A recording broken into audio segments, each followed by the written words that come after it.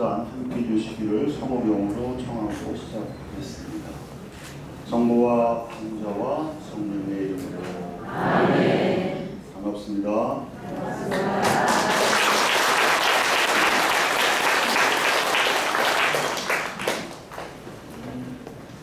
저는 신대동 본당에 있습니다만 본당에서도 신자들 대상으로 미사야 매일하는 거고 또 일주일에 한 번씩은 신앙 특강을 하는데 저희 본당 분위기보다 훨씬 더 뜨거우신데요. 지금 우리는 전 세계적으로 신앙의 해를 보내고 있습니다. 신앙의 해는 전임 베네딕토 16세 교황님께서 작년에 선포하셨죠. 이유는 바티칸 제2차 공회의 가르침을 담은 가톨릭 교회 교리서가 발간된 지 20년이 지났는데도 많은 신자들이 모르고 있어서 그렇습니다. 예비자 시절에 교리 한번 배워놓고는 다시 교리 공부나 성경 공부를 하지 않는 사람이 훨씬 많아서 냉담 상태에 빠지기도 하고 심지어는 다른 종교로 넘어가기도 하고 그래서 신앙의 해를 선포하셨습니다. 신앙은 다른 말로 하면 믿음이지요. 믿음은 영혼의 눈입니다. 우리 육신이 어디를 향해 가면 가는 방향을 보게 돼 있죠. 또 보는 대로 가게 돼 있습니다. 만약에 보는 대로 가지 않으면 넘어지거나 걸려 넘어지거나 불똥에 빠지거나 다칠 수도 있습니다. 부딪힐 수도 있습니다. 그런 것처럼 믿음이 우리 영혼을 올바른 방향으로 보게 해주는 거예요. 가게 해주는 거예요. 믿음이 없거나 또는 있어도 흐릿하면 좌충우돌 갈팡질팡 쓸데없는 길을 갈 수도 있고 안 가도 되는 길을 가기도 하고 그럴 수가 있습니다. 그래서 믿음이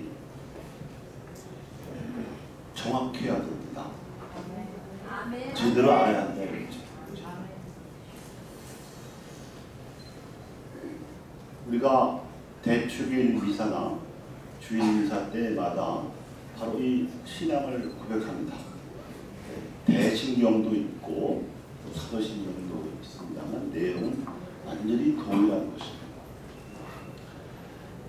거기 보면 우선 성부와 성자와 성령 하느님께 대한 신앙을 고백합니다.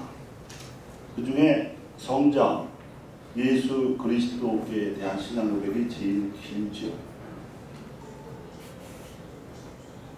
그리고 나면 바로 성령의 이끄심에 따라서 세워진 교회에 대한 신앙 고백이 이어집니다.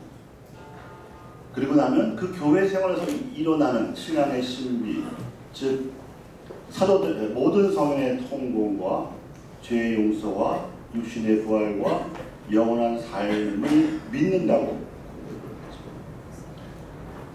그런데 제가 느끼기로 우리 신자들이 주어진 신경, 즉 신앙 고백문을 제대로 암송하기는 하는데 뭔가 의구심을 가지고 암송하는 대목이 그게 바로 육신의 부활입니다. 여러분은 어떠세요? 여러분은 어떠시냐고요?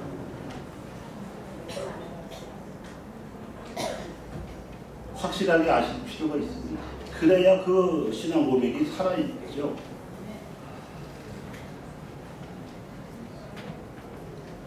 성령께서 다스리시는 교회 안에서 일어나는 신앙의 신비는 지금 말씀드린 대로 모든 성인의 통공, 죄의 용서, 육신의 부활, 그리고 영원한 삶입니다. 이 통공과 용서가 성령께서 이끄시는 일이듯이 부활과 영생도 성령께서 하시는 일입니다. 육신의 부활을 믿으며 하는 신앙 고백 다음은 영원한 삶을 믿나이다 라는 고백으로 이어지는데, 육신의 부활을 믿는다는 것은 이 세상에서 육신을 가지고 어떻게 살아가야 하는가 하는 문제에 방점이 있다면, 영원한 삶은 그러면 궁극적으로 우리가 무엇을 희망해야 하는가, 죽음 너머에 무엇을 우리가 희망해야 하는가에 방점이 있습니다. 눈을 보도록 하겠습니다.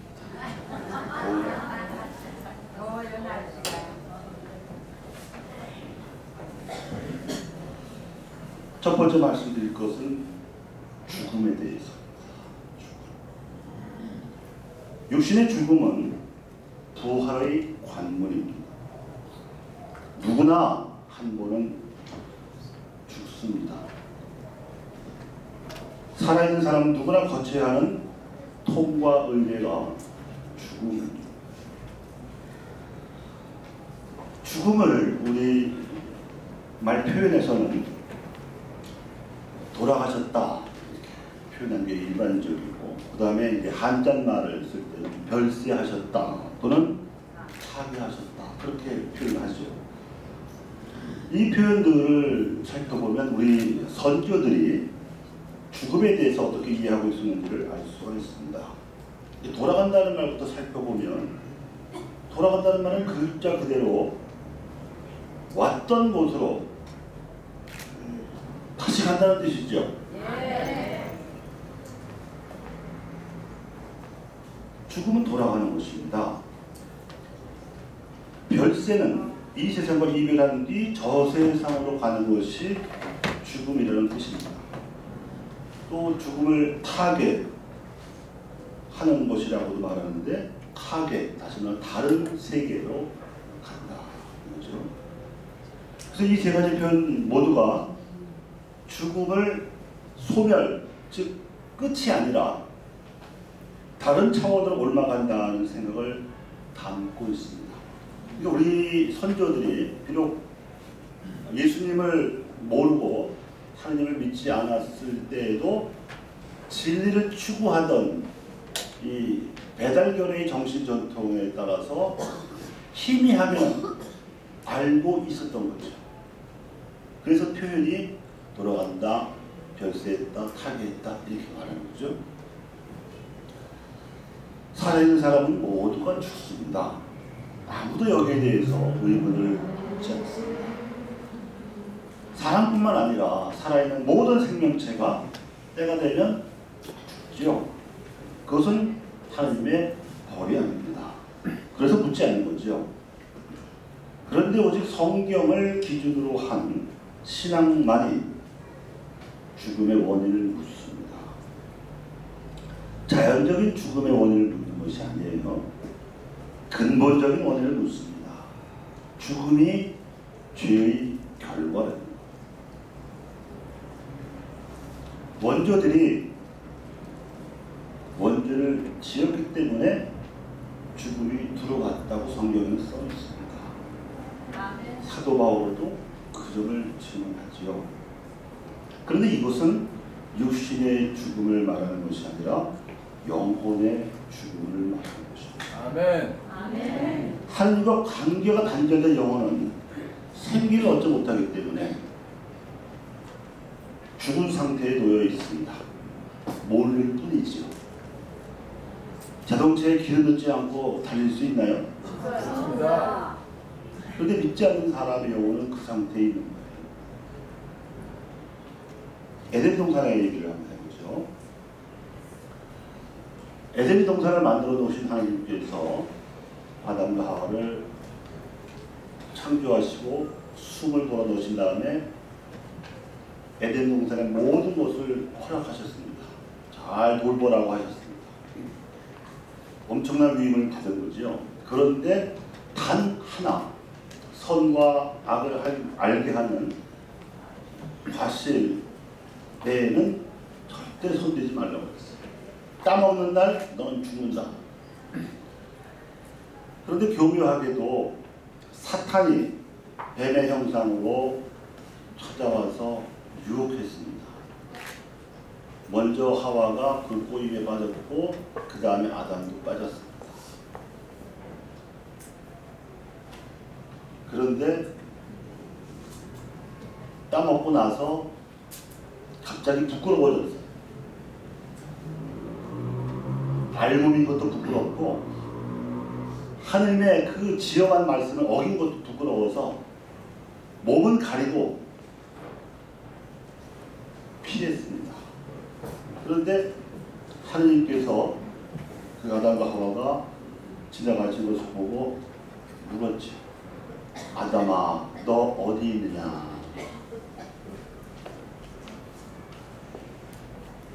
그 말씀에 아담은 실토했습니다. 하나님의 말씀을 어겨서 숨어 있습니다. 그 다음에 하나님께서 어떻게 하셨어요? 천사들을 시켜서 추방했습니다. 추방당했으니까 하나님과의 관계가 끊어진 거죠. 그게 죽음이에요. 아담과 하와의 목숨을, 육신을 죽이신 게 아니라 쫓아내셨습니다. 그게 원죄예요. 그래서 사람들은 하나님을 모르는 상태에서 태어나죠. 그러다가 천주교회에서 하나님에 대해서도 배우고 예수님에 대해서도 배운 다음에 세례를 받으면 그때 하나님의 자녀로 태어난 거예요. 아멘. 하나님과의 관계가 회복이 됐습니다. 아멘.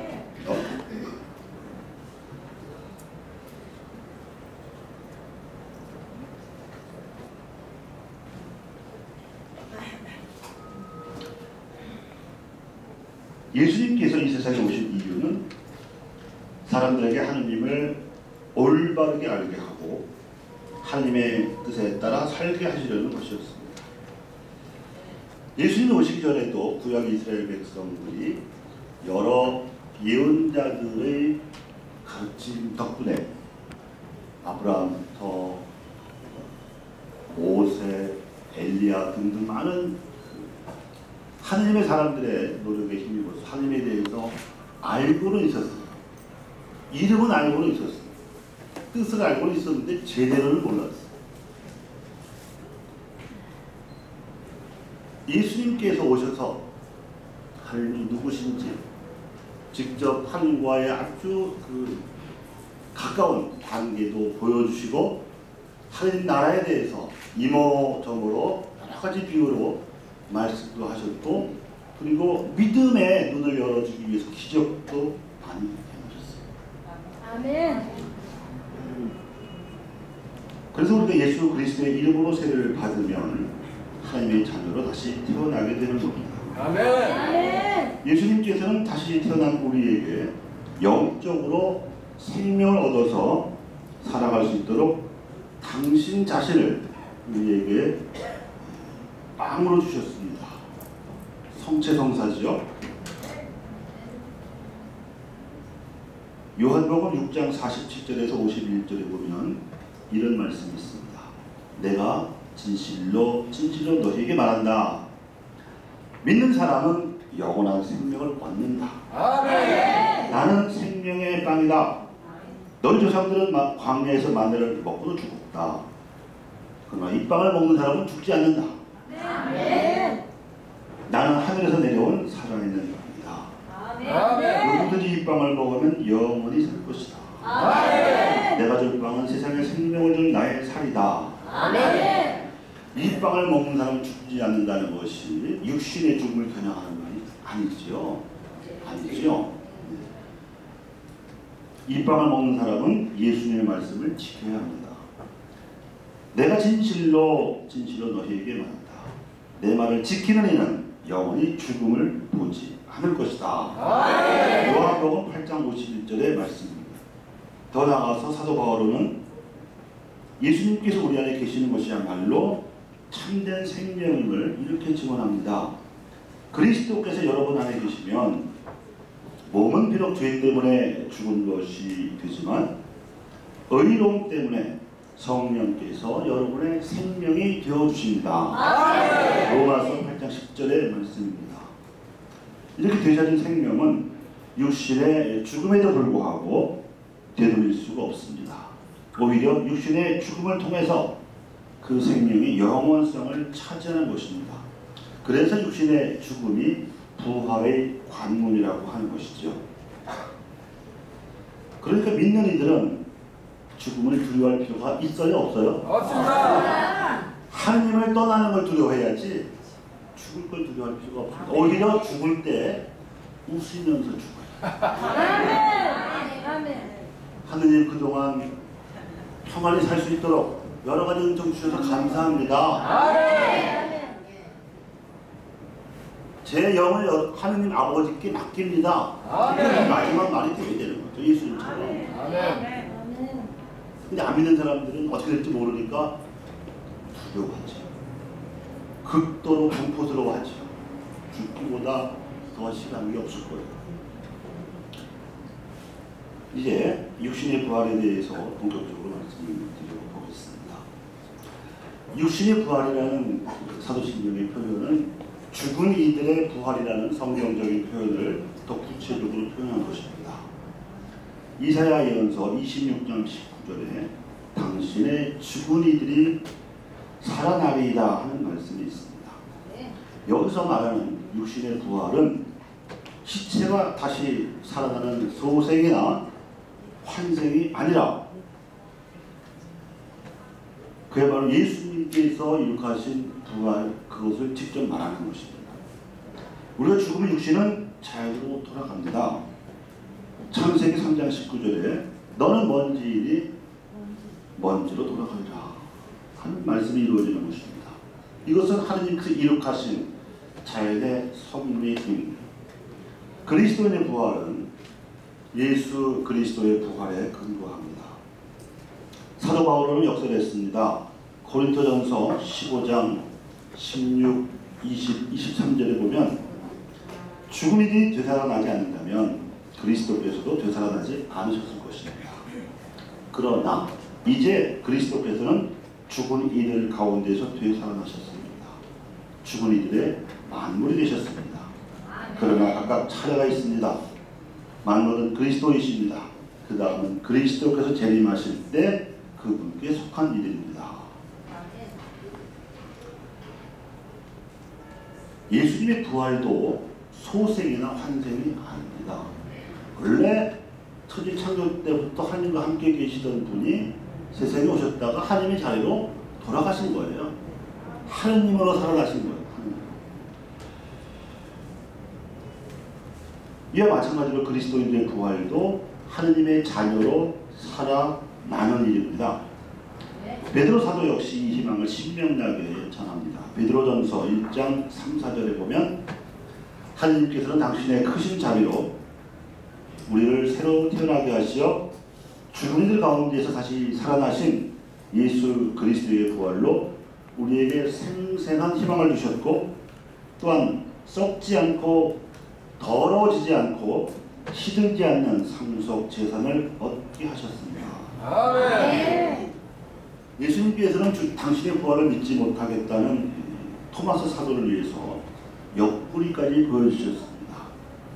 요한복음 20장 27절에 내 손가락을 여기 대보고 내 손을 보아라. 그리고 의심을 버리고 믿어라 이러셨습니다. 그런데 이제 이런 말씀 때문에 헷갈려하는 사람들도 있기는 있어요. 초창기 그리스도교 신자들 중에는 이 말씀을 비유적으로 받아들이지 않고 액면 그대로 이해해서 아주 사실적인 무슨 정보처럼 이해하기도 했었습니다. 즉 매장했던 뼈가 다시 살을 얻어서 부활할 거라고 그렇게 생각했던 거죠. 인간은 3차원의 현실을 삽니다. 그리고 4차원을 향해 열려 있습니다. 그러나 죽음 이후에는 더 높은 차원으로 우리가 들어갑니다.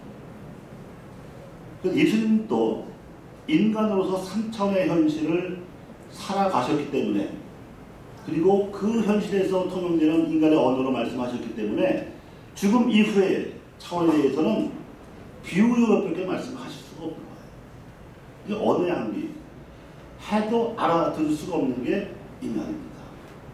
그래서 하나님 나라는 전부 비유요, 비유. 그걸 글자 그대로 알아들으면 곤란하지요. 그러나 뜻은 분명합니다. 그럼 육신의 부활이 뭐냐? 사도 바오로가 장차 우리가 가질 육신에 대해서 이렇게 말했습니다. 썩어 없어질 것으로 묻히지만 썩지 않는 것으로 되살아납니다. 아멘. 비천한 것으로 묻히지만 영광스러운 것으로 되살아납니다. 약한 것으로 묻히지만 영적인 몸으로 되살아납니다. 물질적인 몸이 있으면 영적인 몸도 있습니다. 아멘. 고린도전서 15장 42절에서 44절의 말씀입니다. 한마디로 이 세상 육신과는 차원이 다른 새로운 육신으로 변화된다는 말입니다. 여기서는 썩는데 그쪽에 가서는 썩지 않는 몸이 되는 거죠. 약한데 강한 것으로 되고 물질적인 몸인데 영적인 몸으로 되살아난다는 겁니다. 사도 바울은 여기서 씨앗의 변화로도 설명을 했습니다. 그대가 뿌리는 씨는 죽지 않고서는 살아나지 못합니다. 그러나 하나님께서는 당신이 원하시는 대로 그 씨앗에 몸체를 주십니다. 아멘. 씨앗 하나하나에 고유한 몸체를 주시는 것입니다. 죽은 이들의 부활도 이와 같습니다. 죽은 이들이 썩지 않는 몸으로 되살아나고 우리는 변화할 것입니다. 아멘. 이 썩는 몸은 썩지 않는 것을 입고 이 죽는 몸은 죽지 않는 것을 입어야 합니다. 아멘. 고린도전서 15장에 주로 이 부활에 관한 말씀이 모여 있습니다. 육체적인 몸이 3차원 공간의 몸이라면 영적인 몸은 이보다 훨씬 더 고차원적인 저 세상에서 부활한 몸입니다. 씨앗은 땅에 심으면 얼마 지나지 않아서 싹으로 나오지요. 그 씨앗이 없어진 게 아니고 싹 안에 숨겨져 있는 거예요. 감춰져 있는 거예요. 그러므로 육신의 부활도 이 세상의 육신이 다른 세상에서 존재할 수 있는 방식으로 완전히 변화되는 거예요. 이것이 바로 죽은 다음에 우리의 육신이 부활한다는 믿음입니다. 아멘. 부활한 육신은 살아있는 동안 가지고 있던 육신의 물질적인 부분은 자유로 돌아가죠. 그 육신이 이 세상에서 누렸던 인간성, 그것은 사라지지 않고 고스란히 저 세상으로 가지고 가요. 살아있는 동안에 누렸던 시간의 흔적도 세월의 상처와 영광도 모조리 지니고 가게 됩니다. 돈은 절대 못 갖고 가요. 근데 제가 살아냈던 삶의 무게는 지고 가요. 그 사람이 얼마나 사랑을 베풀었는지 얼마나 죄를 지었는지는 없앨 수가 없어요. 그 손에 가져가야 돼요. 그래서 부활한 육신은 지상에서 육신으로서 쌓은 가치들, 또 육신의 눈물과 슬픔과 고통, 이 모두가 하나도 상실되지 않고 하나님의 힘에 의해서 회복이 돼가지고 후한 보상을 받든지 엄한 벌을 받든지 어쨌든 하나님 나라의 현실에서 심판을 받는 거예요. 부활하신 예수님께서도 그래서 손과 옆구리와 발의 상처를 고스란히 지니신 채로 제자들에게 나타나셨습니다. 그 뜻이 토마스 사도에 나타나신 이유가 그거예요.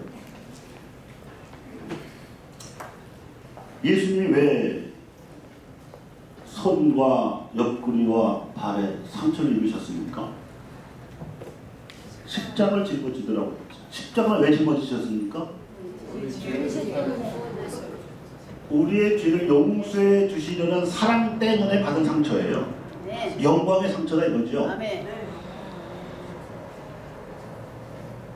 그러기에 우리는 고난의 몸이 우리가 예수님을 닮으려고 노력하는 가운데 받은 상처들 있잖아요. 그게 수치스러운 상처가 아니고 영광스러운 상처다 이겁니다. 한 10여 년 전에 제가 겪은 일인데 그때 제가 빈민 사목을 했어요. 그런데 강남에 나온 본당에서 특강을 해달라고 연락이 왔어요. 주일날. 그러니까 미사 강론을 조금 길게 해서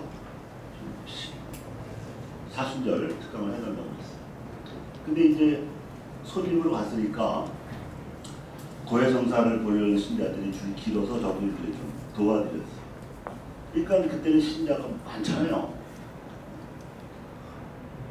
근데 어떤 분이 들어오셔가지고 말을 안 해요. 말을 안 해요. 그래서 제가 똑똑했던 거예요. 시작하세요.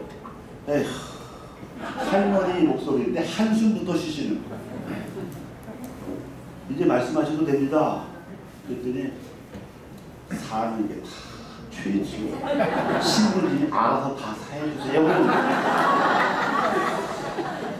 이거는 고해성사가 안 됩니다. 알아서 사해주는 법은 없어요. 근데 저는 제 어머니 세대였을 그 할머니의 그런 고백 아닌 고백을 들으면서 저분들 세대가 일제 치하에서 숨도 못 쉬고 살고 6.25도 겪고 그죠? 그리고 뭐 60년대 그 얼마나 어려웠습니까? 그러면서도 허리띠 졸라매서 자식들 다 교육시키고 그러면서 이제 더 못해준 뭐 상처로부터 시작을 해서 아주 어려운 삶 중에 갈등 같은 것도 많이 겪지 않았겠어요? 근데 이분은 그걸 상처라고 그게 죄라고 생각하시는 거예요. 아닌데 그 세대에 그런 희생과 고생이 있었기 때문에 지금 우리가 이렇게 살아있는 거고 나라가 이렇게 발전한 거 아닌가요? 근데 그분은 미처 그런 부활의 빛을 자기 영혼에 조명을 하지 않고 그냥 상처로만 갖고 계신 것 같았어요. 그래서 아예 그 얘기를 했어요. 그냥 강론에 원래 원고대로 하지 않고 그 얘기를 했어요. 얼마나 좋아하는지 부활의 신앙이 필요해요. 아멘. 그러니까 상처가 다 나쁜 게 아니고 영광의 상처도 있다 이거죠. 아멘. 갈등 없이 희생 없이 사랑할 수 있나요? 없습니다. 그건 거짓이야 거짓. 나는 사랑해놓고 아무 희생도 안 한다. 거짓말이죠. 빈말이죠 그거는. 그렇잖아요? 예.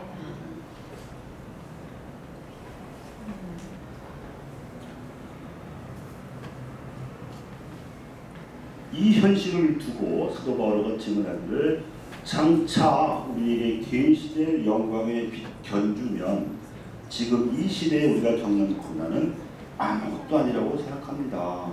로마서 8장 18절입니다. 육신의 부활에 관한 문제는 육신이 죽은 다음의 훨씬 더 높은 차원의 일이기 때문에 상상력과 이해력을 통한 그렇게 해서만 알게 되는 우리 이성을 훨씬 초월하는 문제이기 때문에 예수님과 사도들을 통해서 하나님께서 계시해 주시는 대로 믿을 수밖에 없습니다. 쓸데없이 상상을 할 수도 없고 해서도 안 되고. 그런데 육신이 부활할 때는 물질적인 육신은 자연으로 돌아간다고 아까 말씀드렸지만 육신이 살아있으면서 지녔던 선행과 기쁨과 고통과 죄는 다 가지고 간다고 말씀드렸죠. 그래서 육신의 부활에 관한 진리를 조금만 의미해보면 다음과 같은 결론에 도달합니다. 즉, 이 세상에서 육신을 지니고 있을 때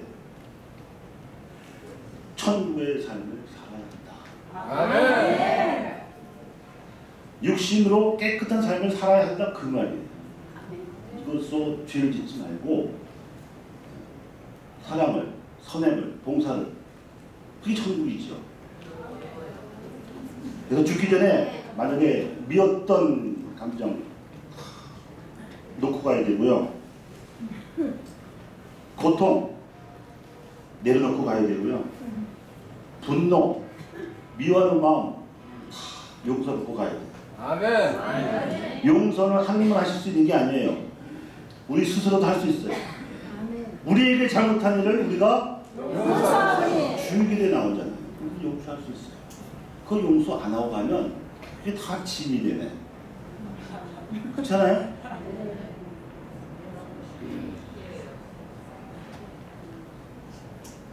그러기에 우리 그리스도인들은, 천주교 신자들은 이미 여기서부터 천국의 삶을 연습하는 거예요. 아멘. 연습 안 하고 죽기 전에 천당 가도록 기도 한번 해봤자 천당 문 앞에 들여다놔도 거기가 천당인지 모르기 때문에 못 들어가. 연습을 안 했죠.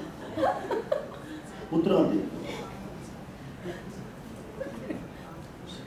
사도 바울은 이에 대한 확신을 이렇게 피력했습니다. 여러분은 세례를 받음으로써 그리스도와 함께 묻혔고 또 그리스도와 함께 다시 살아났습니다. 그리스도를 죽은 자들 가운데서 다시 살리신 하나님의 능력을 믿었기 때문입니다. 이제 여러분은 그리스도와 함께 다시 살아났으니 천상의 것들을 추구하십시오. 그래서 그리스도는 하나님의 오른편에 앉아 계십니다. 그러니까 예수님께서 마지막 날에 우리를 다시 살리시겠다고 말씀하시기도 하셨지만 내적으로는 이미 우리가 그리스도와 함께 부활했다고 믿는 거예요. 저는 이런 사도 바울의 아주 현재적인 생생한 신앙이 그야말로 펄펄 뛰는 화로하고도 같다고 생각해요. 어물전에는 이미 죽은 생선 팔지요. 그래서 썩지 말라고 소금을 뿌리지요. 그것도 물론 먹을 수 있는 생선이지만 펄펄 뛰는 화로가 더 신선한 거 아니에요? 우리가 죽어서 천당 가는 것도 중요하지만 이미 여기서 천당을 살고 싶다는 그 신앙이 훨씬 더 살아있는 신앙이 아니냐 이 말이에요.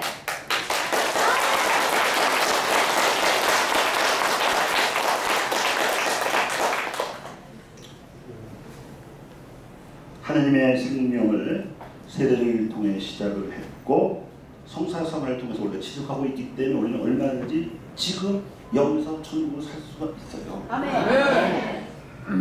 그리스도인의 삶이라고 하는 것은 성령의 도우심으로 지금 이 지상에서부터 그리스도의 죽음과 부활에 참여하는 것이라고 말할 수가 있습니다. 실상 세례를 통해서 그리스도와 결합된 신자들은 부활하신 그리스도의 천상 생명에 이미 실제로 참여하고 있는 겁니다. 그러나 이 생명은 그리스도와 함께 하느님 안에 있어서 보이지는 않아요. 골로새서 3장 3절의 말씀.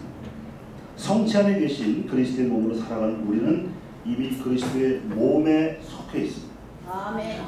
마지막 날에 부활하게 되면 우리도 그분과 함께 영광 속에 나타나게 될 것입니다. 골로새서 3장 4절 말씀. 그날을 기다리고 있는 믿는 이들의 육신과 영혼은 이미 그리스도께 속해 있는 품위에 참여합니다. 그렇기 때문에 자기 자신의 육신을 소중히 여겨야 하는 것은 기본이고 다른 사람의 육신도 특히 고통받는 사람의 육신을 소중히 아껴줘야 돼요. 기도도 해줘야 돼요. 돌봐줘야 돼요. 이제 세 번째 말씀드릴 제목은 죽음이 영원한 생명의 성사라는 점입니다. 죽음이 있기 때문에 그리고 죽음 너머에 영원한 생명이 기다리고 있기 때문에 죽음이 닥치기 전에 우리의 육신을 소중히 간직하고 이미 여기서부터 그리스도의 생명으로 살아가야 합니다. 이것이 죽음이 주는 탁월한 성사적 효과예요. 죽음이 없다면 사람들은 열심히 살려고 하지 않을 거예요.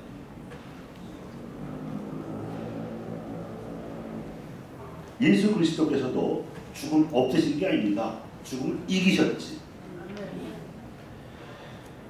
우리 그리스도인들도 죽음을 긍정적으로 받아들일 수 있게 되었습니다. 죽음이 공포의 대상이 아니고 하늘나라로 들어가는 성사가 됩니다. 하나님께서 죽음을 통해서 우리를 당신께로 부르십니다. 죽음은 인간 지상 순례의 마침이며 지상 생활을 하나님의 뜻에 따라서 실현하고 자신의 궁극적 운명을 결정하라고 하나님께서 주시는 은총과 자비의 시간의 끝입니다. 이 같은 죽음의 의미는 교회의 전례에서 특별히 장례미사의 감사성에서 탁월하게 표현이 되고 있습니다. 주님, 믿는 이들에게는 죽음이 아니요 새로운 삶으로 올라가미오니 이 세상에서 기대던 이 집이 허물어지면 하늘에 영원한 거처가 마련되리이다. 그래서 교회는 우리가 죽을 때를 위해서 늘 준비하도록 권유하고 특히 성모성을 바치면서 천주의 성모 마리아께 저희 죽을 때에 저희를 위하여 빌어주시기를 청하고 또 임종한 게 수호자이신 성 요셉에게 우리 자신을 맡기도록 권유하는 것입니다. 여기까지 말씀드리겠습니다. 감사합니다.